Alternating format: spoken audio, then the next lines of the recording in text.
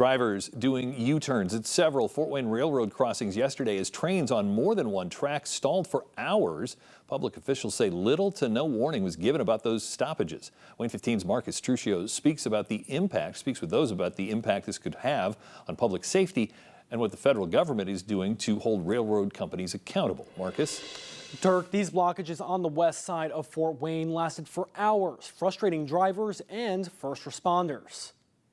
At least 4 railroad crossings were blocked for more than 12 hours on the west side of Fort Wayne on Tuesday.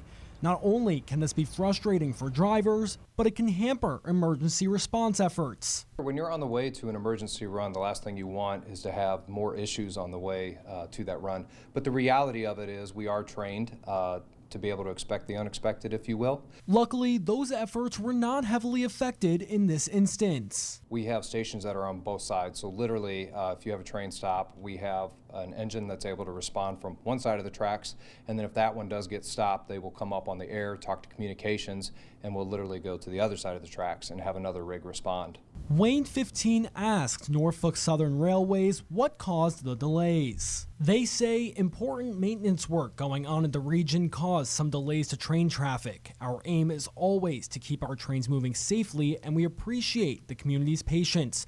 For awareness, one of the trains spotted yesterday evening was stopped for a mechanical issue not related to the ongoing engineering work. These blockages in the Summit City come during the same week that the federal government filed a lawsuit against Norfolk Southern for delays their freight trains cause for passenger trains. The Justice Department says the railroad company is consistently violating the federal law that requires Amtrak trains to get priority when they cross a freight railroad's tracks.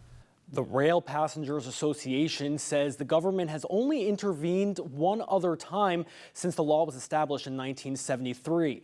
On your number one news at 6, I speak with one Allen County man that is fed up with the lack of accountability from Norfolk Southern. Marcus Truccio, Wayne 15 News.